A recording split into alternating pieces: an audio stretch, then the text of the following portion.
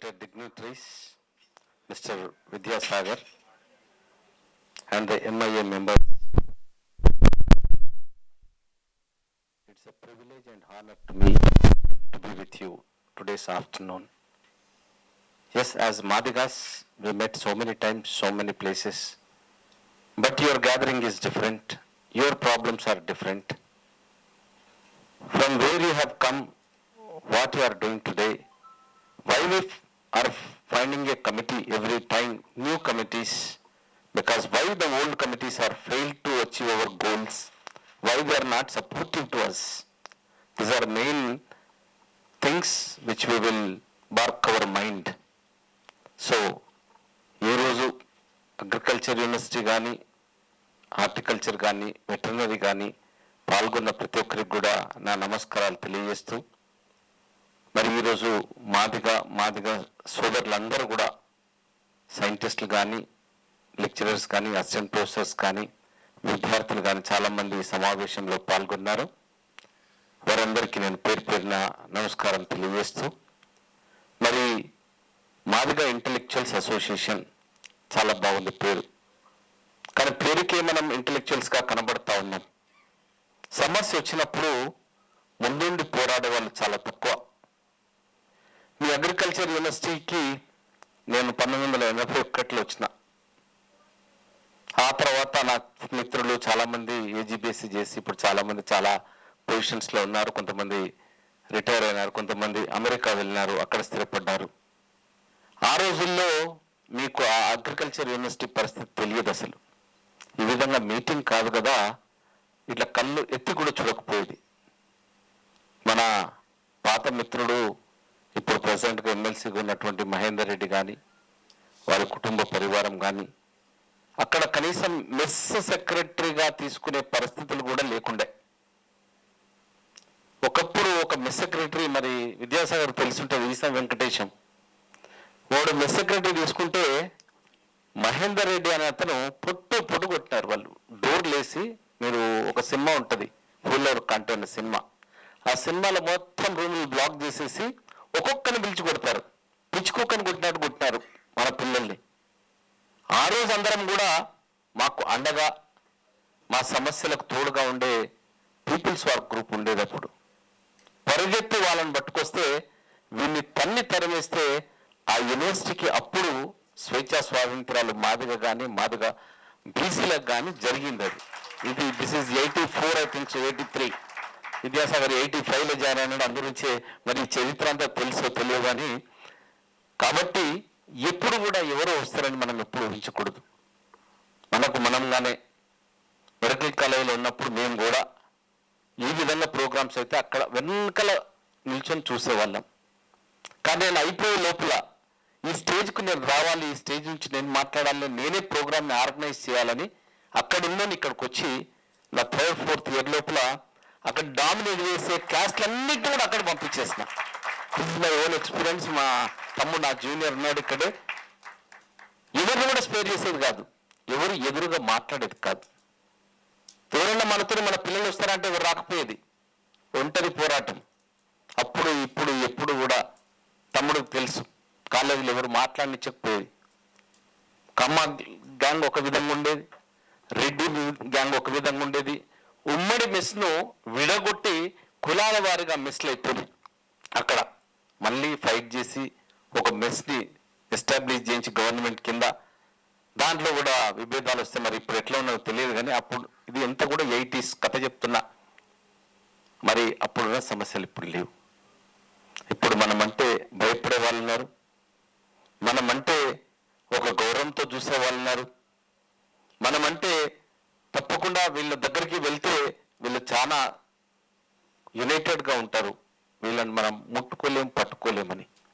ఈరోజు రిజర్వేషన్స్ అనేటివి ఒకప్పుడు నేను జాయిన్ అయిన రోజుల్లో, నేను మెడికల్ కాలేజ్లో జాయిన్ అయిన రోజుల్లో నా బ్యాచ్లో 14 సీట్లు ఉండేప్పుడు. ఇప్పుడు 15 అయినాయి కదా. 86లో ఆ సమసంగ్రామ పరిషత్ పెట్టి, నవ సంఘర్షణ సమితి పెట్టి, మండల్ కమిషన్ వచ్చిన తర్వాత ఎన్టీ రామారావు గారు మనకు 15 సీట్లు చేసినారు, ఎస్టీలకు 6 సీట్లు చేసినారు, వాళ్ళకు 4 ఉండే. ఈ విధంగా ఉన్నప్పుడు మాదిగలు ఎంతమంది వచ్చేది ఆ మెడికల్ కాలేజీలో అంటే దాదాపుగా 3-4 బ్యాచ్కి 5 మ్యాక్సిమం, 14 మంది లోపల. మోర్ దెన్ 7 పీపుల్ మాలాలు. వాళ్ళు మాతో ఉన్నట్ట లేనట్ట మాకు తెలియకపోయేది. మాతో అసలు ఏ విధంగా ఉండేదంటే కలిసి ఉన్నట్టే ఉండేది కానీ విడిగా ఉండేది. వాళ్ళు ఎప్పుడు మనతో కలిసి రాకపోయేది. అంటే ఇటువంటి వివక్షను మేము మన వాళ్ళ ద్వారా ఎదుర్కొన్నాం. ఇక మన వాళ్ళు పాపం చదువుకోవడానికి మెడిసిన్కి వస్తారు, పేద పరిస్థితులు, పెద్ద ఎంప్లాయీస్ పిల్లలు ఎవరు ఉండకపోయేది, 1-2 ఉండేది. ఆ 1-2 కూడా మనతో ఉండకపోయేది. మన దాంట్లో కూడా వివక్ష చూడండి. వాళ్ళ అమ్మ నాన్న కొంచెం చదువుకొని టీచరు అదో ఇదో అయితే వాడు కూడా మనతో ఉండకపోయేది. వాడికి మనం మోటార్ సైకిల్ లేదనుకో ఇక మనల్ని లెక్కన పెట్టకపోయేది. అంటే అట్లా అంత వివక్ష ఉండేది మెడికల్ కాలేజీలో. కాబట్టి అంతటి దాని నుండి మేము ఎదుర్కొంటూ ఈరోజు చాలా పోరాటం చేయాల్సి వచ్చింది. నేను కూడా ఎంఎస్ జనరల్ సర్జరీ చేసినాను. ఎంబీబీఎస్ అయిన తర్వాత సర్జికల్ గ్యాస్ట్రోఎంట్రాలజీ కోసం నేను ఢిల్లీ వెళ్ళినాను. ఢిల్లీలో 3 సంవత్సరాలు జీబీ పంత్ హాస్పిటల్లో సీనియర్ రెసిడెన్సీ చేశాను. అక్కడ ఉండగానే నాకు అసిస్టెంట్ ప్రొఫెసర్గా ఉద్యోగం వచ్చింది. ఉస్మానియా మెడికల్ కాలేజీలో ఉద్యోగం చేస్తూ అసోసియేట్ ప్రొఫెసర్ అయిన తర్వాత రిజైన్ చేశాను. రిజైన్ చేసి I entered into politics. Why I entered into politics? మా అమ్మ చెప్పేది, అరే నీకు కిలోల కొద్ది బంగారం ఉన్నా ఏం ప్రయోజనం లేదు, తక్కెడంత బంగారం ఉన్నా ఈసమెత్తు అధికారం ఉండాలనేది. ఈసమెత్తు అధికారం అంటే ఏంటో ఈరోజు నేను ఎమ్మెల్యే అయిన తర్వాత కూడా చూస్తా ఉన్నా. ఇక్కడ కూడా వివక్ష ఉంటుంది కానీ ఎదిరిస్తా ఉన్నాం, శాసిస్తా ఉన్నాం. నేను మీకు మంచి ఎగ్జాంపుల్ చెప్తాను. మా కమిషనర్ ఉన్నాడు, పోలీస్ కమిషనర్. నేను దళితుని, మాదిగని. నేను కోరుకునేది ఏముంటుంది, నా వాళ్లకు నేను పోస్టింగ్స్ ఇప్పించుకోవాలి. మన వాళ్లకు పోలీస్ డిపార్ట్మెంట్లో దాదాపుగా మాదిగలకు పోస్టింగ్స్ ఇచ్చేవాడు ఎవడు ఉండడు. ఆ ఎమ్మెల్యేకు ఆ డబ్బులు ఇచ్చే స్తోమత కూడా ఒక 30-40 లక్షలు 20 లక్షలు ఇచ్చే స్తోమత కూడా మన ఎస్ఐలకు సిఐలకు ఉండదు. నేనేం చేసినాను, సరే ట్రాన్స్ఫర్ అయిపోయింది. ఆ సిపి ఫోన్ చేసినాడు, ఆయన ట్రాన్స్ఫర్ వచ్చింది, ఒక సీఎం నేను వేస్తాను అని అంటే, నువ్వెట్లు వేస్తావా? నేను వేస్తాను అన్నాడు. లేదు నువ్వు 3 పేర్లు ఇవి, ఆ 3 పేర్లు ఒక్కరిని వేస్తా. నీకు 3 పేర్లు ఇచ్చేది లేదు, నువ్వు వేసేది లేదు, నేనే వేస్తానని ఇమ్మీడియట్గా ఒక సర్కిల్ ఇన్స్పెక్టర్ని వేసిన. వేసిన తర్వాత వాడు మళ్ళీ రిజెక్ట్ చేసిండు, ఇది కమిటీ కూర్చోలేదు, ఏకపక్షంగా జరిగిందని. మళ్ళీ కమిటీని వేసి ముఖ్యమంత్రి గారితో ఫైట్ చేసి ఆయన్ను మళ్ళీ పంపించాను. పంపిస్తే ఆయన పని చేయనియాడు, కాల్ వరకు ఫోన్లు చేయడు, ఇగ్నోర్ చేస్తూ ఉన్నాడు. అంటే it is very hard to digest ఎవరినైనా మనం నిర్లక్ష్యతకు గురి చేస్తే, కేర్ చేయకపోతే ఆ బాధ ఎక్కువ ఉంటుంది. అన్న ఇట్లా జరుగుతుందనంటే చూడు, ఒకరోజు ట్రాన్స్ఫర్ చేద్దామని ఇక నాకు వశపడలేక ఒక ప్రెస్ మీట్ పెట్టిన. గవర్నమెంట్లో ఉంటూ ఒక ఎమ్మెల్యేగా ఉంటూ మళ్ళీ నాకు మా ముఖ్యమంత్రి గారు ఒక 20 సంవత్సరాలుగా 2009-2004 నుంచి నాకు బాగా దగ్గర. అట్లాంటి ఆయన పోయి పొట్టు ప్రెస్లో ఇచ్చేస్తా. ప్రెస్ మీట్ పెట్టి తిట్టిపడేసిన. ఎవరు నాతో రాలే, ఎవరు నాకు సహకారం కూడా చేయలే, అయినా నేను భయపడలే. ఇది నిన్న మొన్న జరిగిన సంఘటన, 6 నెలల కింద జరిగిన సంఘటన. కాలేజీలో కూడా ఇదే విధంగా పోరాటం చేసేది. మన పిల్లల్ని ఫెయిల్ చేసిన పోరాటమే, మెస్ ఛార్జెస్ రాకపోయినా పోరాటమే, మెస్ ఛార్జీలు కట్టకపోయినా పోరాటమే. కాలేజీలో అంటే చెప్పడం కాదు కానీ మనం చెప్తే వినాల్సింది. అక్కడ ఆ స్టేజ్కి తీసుకొచ్చినాం కాకతీయ మెడికల్ కాలేజ్. కానీ తర్వాత నేను ఆ కమిషనర్ తిట్టి ట్రాన్స్ఫర్ చేయించిన. అక్కడ ఎక్కడికి పోయినాడంటే పాపం మా ముఖ్యమంత్రి గారు ఇగ చేస్తా అని ఇవాళ డిఐజీ వచ్చింది, వారికి ప్రమోషన్ వచ్చింది, లెటర్ కూడా వచ్చింది. కానీ ఎలక్షన్ కమిషన్ ఉండడం వల్ల మొన్న వీడు తెలంగాణకు సంబంధించినట్టు కాదు, ఆంధ్రాకి కేటాయించబడ్డాడు అని పంపించేస్తాం. అరే అందరూ వచ్చి భయపెట్టించినారు నన్ను. అరే నువ్వు సిపితో పెట్టుకుంటావా, నిన్నేమన్నా ఇరికిస్తారు, నిన్నేమన్నా చేస్తారు అవి అని అంటే నేను చెప్పిన, అరే నాకేం దందాలు లేవు, నేను చేసే అక్రమ వ్యాపారాలు లేవు, ఇసుక దందాలు లేవు, నాకేమున్నదా వంట నేను ఎక్కడికంటే అక్కడ పోతా, ఫైట్ చేస్తా. ఎప్పుడు భయపడలేదు నేను.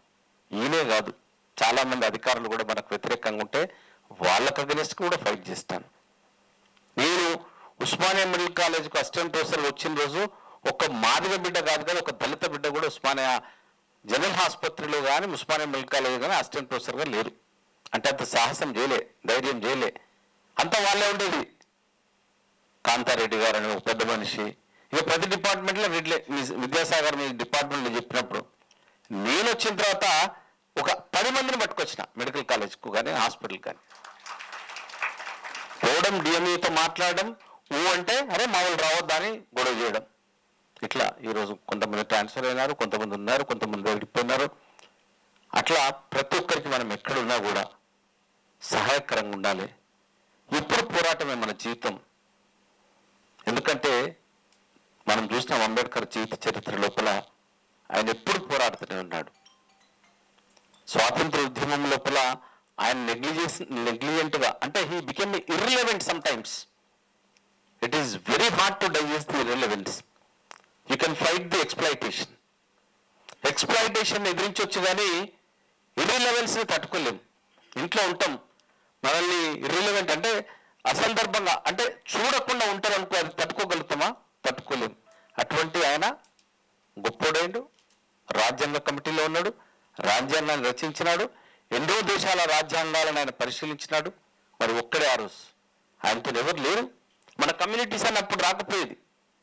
ఇది మీరు ఆయన చరిత్ర చదువుతూ తెలుస్తుంది.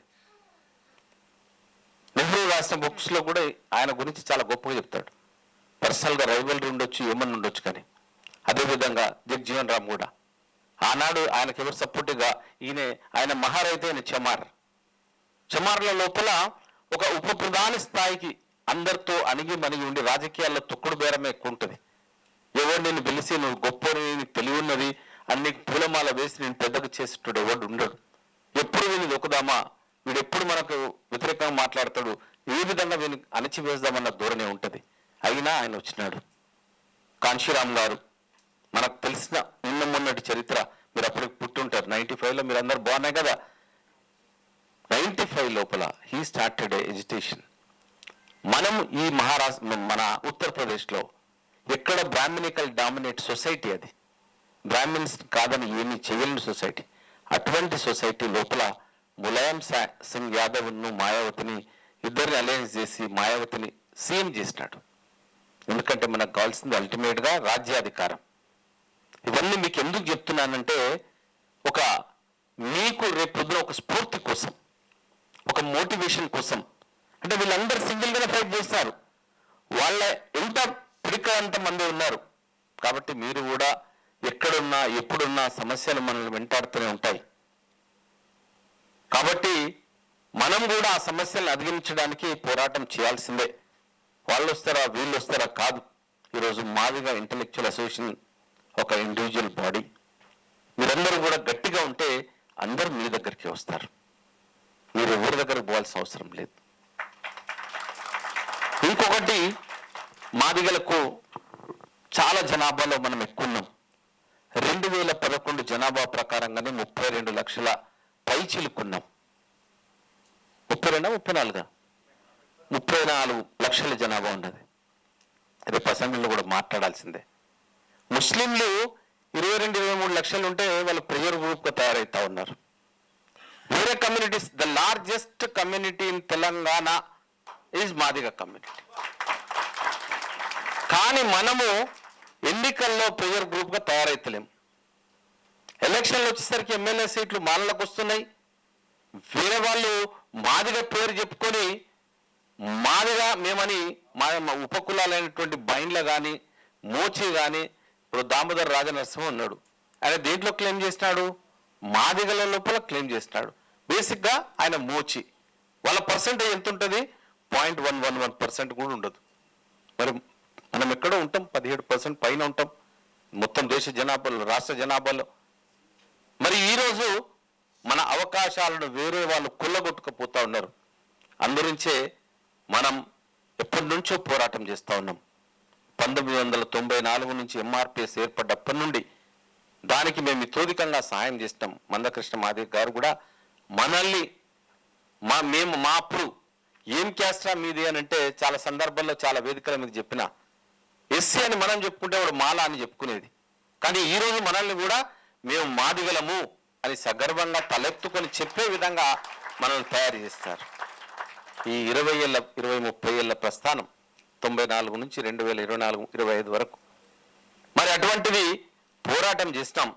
పోరాటం చేస్తే అప్పుడు చంద్రబాబు నాయుడు గారు మనకు 2000 సంవత్సరం నుంచి 2004 వరకు రిజర్వేషన్లు కల్పించి మన జాతి అభివృద్ధికి దోహదపడ్డారు.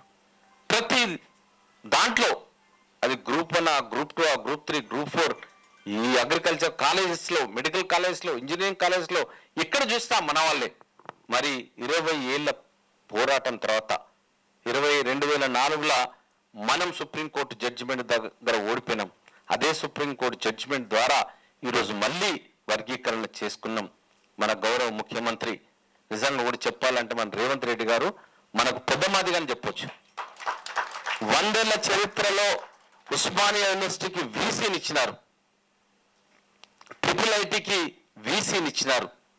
అదేవిధంగా మన లోపల ఉన్నటువంటి మేము వెళ్ళి రిప్రజెంట్ చేసేటప్పుడు అయ్యా మీ యొక్క సీఎం ఆఫీస్ లోపల మా మాదిగలు ఎవరు లేరు, ఉన్న మాదిగా మొన్న ముఖ్యమంత్రి కేసీఆర్ ఉన్నప్పుడు రాహుల్ బొజ్జం పట్టుకొచ్చినాడు, ఆయన మాల సామాజిక వర్గం, మీ ఆఫీస్లో మాకు ఒక్కరు ఉండాలని మేము డిమాండ్ చేసినప్పుడు సంతోషంగా ఒప్పుకున్నారు మన రేవంత్ రెడ్డి గారు, ముఖ్యమంత్రి గారు. అందులోంచి సంగీత సత్యనారాయణ గారు, ఆమె ఏమైతే ఉన్నదో సర్వే సత్యనారాయణ కూతురు సంగీత, డాక్టర్ సంగీత, ఆమె నా స్టూడెంటే MBBSలో. ఆమె ఈరోజు సీఎం పేషీలో ఒక IAS ఆఫీసర్గా ఉన్నారు. అదేవిధంగా చాలా మందికి IPSలు ఉంటే కీ పోర్ట్ఫోలియోలన్నా వాళ్ళంతా లూప్ లైన్లో ఉంటా ఉన్నారు. ఎప్పుడు కూడా వాళ్ళ జీవితంలో ల్యాండ్ ఆర్డర్ చేయలేదంటే చాలా మందికి ఇచ్చినారు. ఈరోజు గ్రూప్ 1 నుంచి వచ్చిన వాళ్ళకు కూడా కీ పోస్టులు ఇవ్వాలని మేము అడిగినప్పుడు సహృదయంతో అంగీకరించి చాలా మందికి ఇచ్చినారు. మా డిమాండ్ కూడా మాదిగల నుంచి ఒక మంత్రి ఉండాలి, మాదిగది చాలా పెద్ద జనాభా గలటువంటి సామాజిక వర్గం అని పోరాటం చేస్తూ ఉన్నాం. వస్తుందో రాదో ఇంకా కొన్ని రోజుల లోపల అది కూడా తెలుస్తుంది. తప్పకుండా ఆశిస్తూ ఉన్నాం, తప్పేం లేదు అందులో. ఆశపడడంలో మా రిప్రజెంటేషన్ ఉండాలనడంలో కూడా తప్పు లేదు. అంటే రేపు మంగళవారం నాడు ఇది శాసనసభకు వస్తుంది, అసెంబ్లీలో చర్చ జరిగిందా ఆల్రెడీ. రేపు కార్యరూపం అంటే చట్టం చేసిన తర్వాత గెజెట్ వచ్చి మనకు రిజర్వేషన్స్ మంగళవారం నాటిది వస్తుంది. రేపు BC కులగణన, ఎల్లుండి SC వర్గీకరణది బిల్లు వస్తుంది. కాబట్టి మనమందరం కూడా నిజంగా కూడా ఒక ప్రేయర్ గ్రూప్గా తయారు కావాలి. మనకు చాలా అవకాశాలను మనం నిజంగా కూడా మాదిగల లోపల చాలా మంది మంత్రులు ఎప్పుడైనారంటే ఎన్టీ రామారావు వచ్చిన తర్వాత ఆయన, ఇది సత్యం. అంతకుముందు మాదిగ మంత్రులను చూడలేదు, మనం మాదిగ ఎమ్మెల్యేలను చూడలేదు. ఆయన వచ్చిన తర్వాత మోత్కుపల్లి నరసింహులు, మన దాంట్లో భీష్మ పితామహుడు, ఆయనకు మంత్రి పదవి ఇచ్చినాడు. మహేంద్రనాథ్ మంత్రి పదవి ఇచ్చినాడు. రాములు మంత్రి పదవిని ఇచ్చినాడు. పుష్పరాజ్ మంత్రి పదవి. ఒక్క క్యాబినెట్ లోపల 4 మాదిగలకు ఇచ్చినారు ఆ రోజు. మరి ఇటువైపు వస్తే ఇటువైపు చాలా తక్కువ కాంగ్రెస్లో. మరి ఈరోజు రేవంత్ రెడ్డి గారు వచ్చిన తర్వాత మనకు అన్నిట్లో అవకాశాలు వచ్చినాయి, మంత్రివర్గంలో కూడా అవకాశాలు వస్తాయని ఆశిస్తా ఉన్నాం. ఇక BRS పార్టీ లోపల ఇచ్చినట్టే ఇచ్చి పాపం తన్నుడిదంతా బర్తరఫ్ చేసినాడు రాజయ్యను. డిప్యూటీ సీఎం ఇచ్చేసి వైద్య ఆరోగ్య శాఖ మంత్రిని చేసి వాడు ఏం చేసిండో, ఏం అన్యాయం చేసిండో కానీ ఒక్కటేసారి బర్తరఫ్ చేసినాడు. మళ్ళీ మాలల ఈశ్వరుని పెట్టుకున్నాడు ఒక్కరికే. కానీ ఇప్పటికే మాలల 3 ఈ మంత్రివర్గంలో ఉన్నారు. గడ్డం ప్రసాద్ కానీ, మళ్ళీ బట్టి విక్రమార్క కానీ, తర్వాత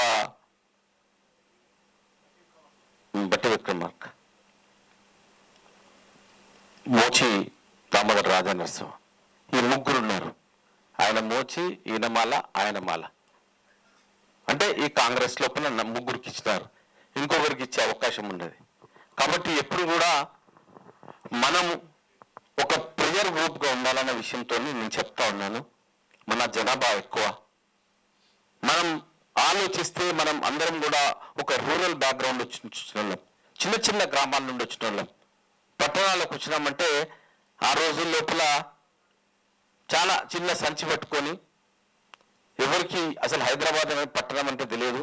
అప్పుడు అగ్రికల్చర్ కాలేజ్ ఒక్క రాజేంద్ర నగర్ బాపట్లలో ఒక కాలేజ్ ఉండేది.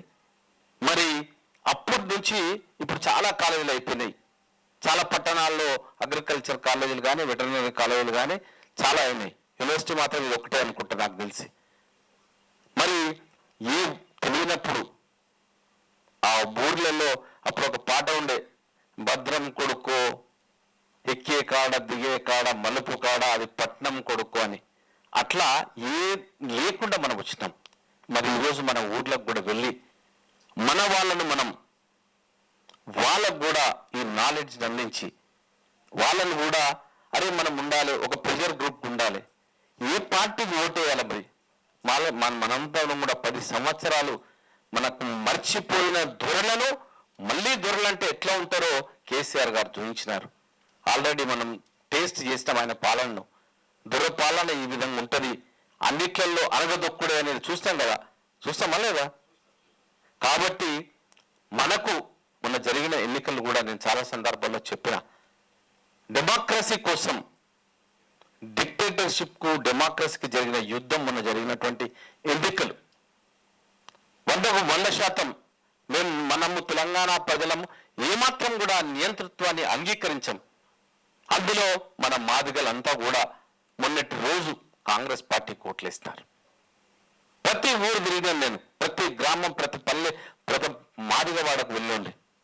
అట్లా మనకు తప్పకుండా మనం ఊరికి వెళ్ళినప్పుడు అక్కడ ఉన్న చదువుకున్న 10 మంది పిల్లల్ని దగ్గర తీసుకొని వాడు ఇంటర్మీడియట్ 10th క్లాసా డిగ్రీనా వీళ్ళందరూ పిలుచుకొని మీరు కొంచెం ఆ క్యారియర్ గైడెన్స్ ఎట్లయితే మీ ఎంఐఏలో ఉన్నదో ఆ విధంగా చేస్తూ వాళ్ళందరికీ కూడా పాలిటిక్స్ ఏం జరుగుతా ఉన్నాయి, ఎవరైతే బాగుంటుంది, ఎవరి పరిపాలన అయితే బాగుంటుందో అది చెప్పాలి. మళ్ళీ కొంతమంది ఈరోజు అంటున్నారు వీళ్ళ పరిపాలన కన్నా టీఆర్ఎస్ పరిపాలన బాగుండే. ఏం బాగుండనో నాకు అర్థం కాలే. అంటే మనం విచ్చలవిడిగా డబ్బులు పంచలేం. రైతు బంధు పేరిట లక్షల రూపాయలు పాడుబడ్డ భూములకు ఇచ్చినాడు కేసీఆర్. ఈరోజు మేము పని చేస్తాం.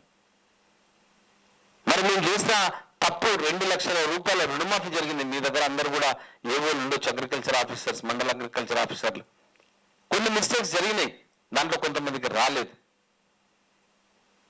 మరి ఈరోజు 2 లక్షల రుణమాఫీ అంటే మనలాంటి వాళ్ళకి చాలా ఎక్కువనే.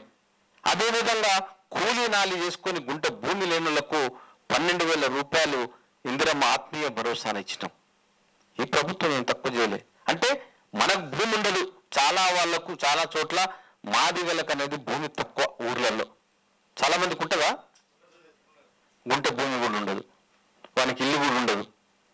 అప్పుడు ఇందిరాగాంధీ ఆలోచించి వీళ్ళకు ఇల్లు ఇవ్వాలి, వీళ్ళు కూడా ఒక ఇంట్లో ఉంటే సగర్వంగా తలెత్తుకొని బ్రతుకుతారని ఆనాడు ఇందిరమ్మ ఇళ్లను మొదలుపెట్టింది.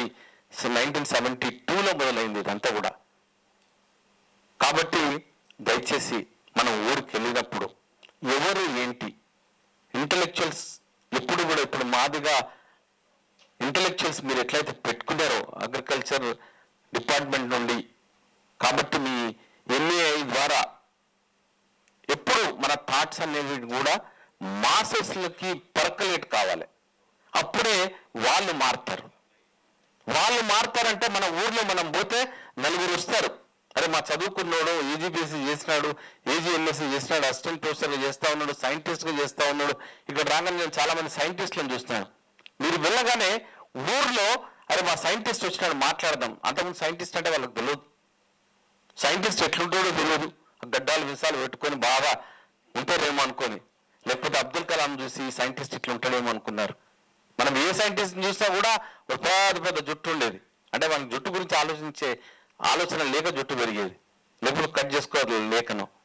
కాబట్టి మీరు వెళ్ళినప్పుడు ప్రతి ఒక్కరికి ఒక సందేశం డెఫినెట్గా, మీరు ఈ ఊరికి వెళ్తే నేను ఒక 10 మందితో మాట్లాడాలి.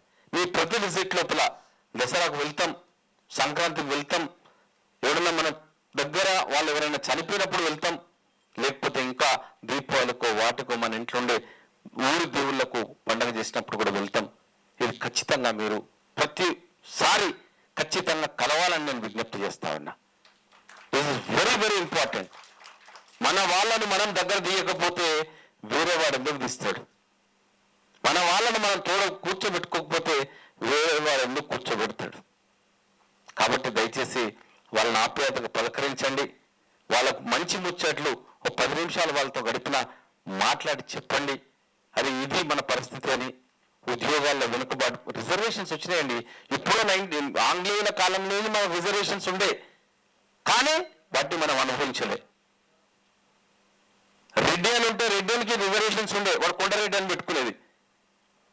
మేము చాలా సర్టిఫికేట్లు పట్టించినాం. వాడు ఏముంటే కొండరెడ్డి అంటే అది ట్రైబ్లో వస్తుంది. ఎస్సీలలో కూడా చాలా క్యాస్ట్లు దొరకక వాళ్ళందరూ కూడా ఇది అదని పెట్టేది. మనం నిజంగా రిజర్వేషన్స్ అనుభవిస్తున్నామంటే 1970s తర్వాతనే, 80 నుంచి స్ట్రిక్ట్గా కొంచెం ఇంప్లిమెంట్ చేస్తాం. అంతకుముందు మన పేరిట వాళ్ళ దొంగతనాలు చేసి దొంగ సర్టిఫికేట్లు పెట్టి వాళ్ళే అనుభవించినారు, అది కూడా ఇప్పటికి కూడా. కాబట్టి మీరందరూ ఆ విలేజ్లకు పోయినప్పుడు వాళ్ళని ఎడ్యుకేట్ చేసి తప్పకుండా వాళ్ళని అన్ని విధాలుగా వాళ్ళ క్యారియర్ మీద మనం కొంచెం మాట్లాడాలి. అరే నువ్వు ఏం చదువుకున్నావు, ఆ చదువుకు తగ్గ ఉద్యోగం ఎక్కడన్నా మీ పరిధిలో దొరికితే వానికి ఇప్పించడం మంచిది. ప్రాంతం మారితే మన అవుట్లుక్ కూడా మారుతుంది. అదే ఊర్లో ఉన్నంతసేపు ఆ గానగెద్దు తిరిగినట్టే తిరుగుతూ ఉంటాడు. ఆ ఊర్లో ఉండే రాజకీయాలకు అలవాటు పడతాడు. వాడు 10th పాస్ అయినా ఒక చిన్న కంప్యూటర్ కోచింగ్ ఏదైనా ఇప్పించి, ఎంఎస్ ఆఫీస్ అయినా ఏదైనా ఇప్పించి, ఇవాళ రేపు అంతా స్మార్ట్ ఫోన్స్ వచ్చిన తర్వాత ప్రతి ఒక్కటి ఆపరేట్ చేస్తా ఉన్నారు. That is not a difficult thing. కాబట్టి ఆ ప్రాంతం నుండి మన migration make you very successful man. మైగ్రేషన్తోనే అభివృద్ధి వస్తుంది. మైగ్రేషన్ లేకుండా అదే ఊర్లో ఉంటే అభివృద్ధి చాలా మందికి తక్కువ. ఉంటే రాజకీయాల్లో ఉన్న రాజకీయాల్లో చచ్చిపోతాం, మనల్ని ఎవరు రానియాడు. కాబట్టి దయచేసి ఇక్కడికి వచ్చిన మిత్రులందరికీ కూడా నేను ఒకటే విజ్ఞప్తి చేస్తా ఉన్నా, మనకు మనంగా పోరాటం చేయాలి, మనకెవరు రారు. రెండోది, మన వంతు బాధ్యతగా మన ఊర్లో మన గ్రామంలో ఎవరున్నారో వాళ్ళందరినీ కూడా ఎడ్యుకేట్ చేయాలి, వాళ్ళ అభివృద్ధికి మనం దోహదపడాలి. మీకు అవకాశాలు ఎక్కడున్నా కూడా ఎప్పుడున్నా కూడా మీకు అన్యాయం జరుగుతుందన్నప్పుడు తప్పకుండా 6 ఎమ్మెల్యేలు ఉన్నాం, మాదిగ ఎమ్మెల్యేలు, మీకు తోడుగా ఉంటాం. విద్యాసాగర్ అన్న గురించి కూడా ఆ విషయం చెప్పడం మర్చిపోయినా, విద్యాసాగర్ అన్న కోసం కూడా రిజిస్ట్రార్గా ప్రయత్నం చేసినాం. కానీ మీ జానయ్య గారు రకరకాల కారణాలు ముఖ్యమంత్రి గారికి చెప్పినారు. అవన్నీ ఈ స్టేజ్ ద్వారా నేను పంచుకోలేకపోతున్నా, ఎందుకంటే అక్కడ రికార్డు కూడా అవుతాం.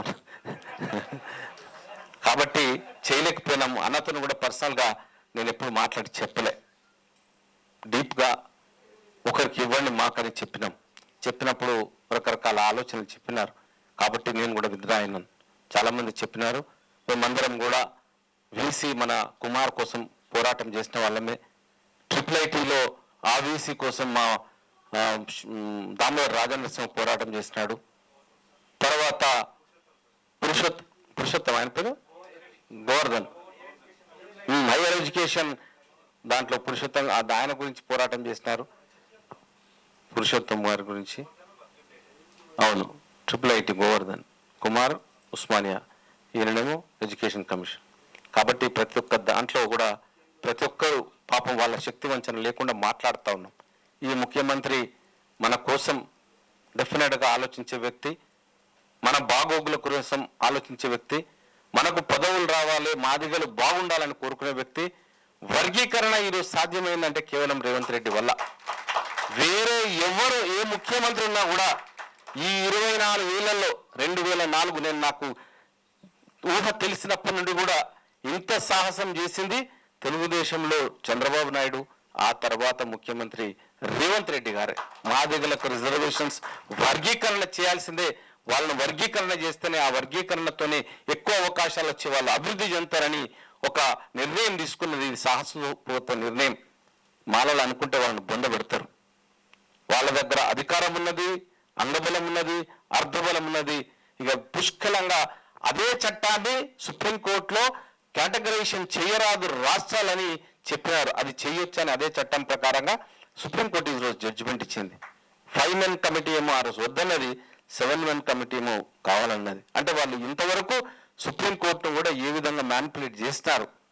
ఒక మంచి అడ్వకేట్స్ని పెట్టి మనల్ని 20 ఏళ్ళు మనల్ని వెనుకకు నెట్టినారు. కాబట్టి ఈ అవకాశాలను 10%, 10.7 ఎంత వస్తుంది, 10.77 అంటే ఆల్మోస్ట్ 11. కాబట్టి మీరందరూ కూడా మన రేవంత్ రెడ్డి గారి సాహసానికి ఆయనకు మరొకసారి మనమందరం కూడా కృతజ్ఞత తెలియజేయాలి. మీరు ఒకవేళ ఎప్పుడన్నా వస్తే నేను తప్పకుండా తీసుకెళ్ళి మీ కాలేజ్ తరఫున కానీ మన సార్ విద్యాసాగర్ గారు ఉన్నారు, వారి ద్వారా కానీ వాళ్ళ ప్రొఫెసర్లు కానీ అందరు కలిసి వస్తే ఆయనకు వెళ్ళి మీ అందరి తరఫున మాదిగా ఇంటలెక్చువల్స్ అసోసియేషన్ తరఫున డెఫినెట్గా ఆయనకు ఒక బుక్లను ఏదో ఇచ్చి మన కృతజ్ఞతలు చాటుదాం తెలియజేద్దామని తెలియజేసుకుంటూ, నాకు ఈ అవకాశం ఇచ్చిన మీ అందరికీ కూడా మనస్ఫూర్తిగా కృతజ్ఞతలు తెలియజేస్తూ సెలవు తీసుకుంటున్నాను. జై హింద్. Thank you.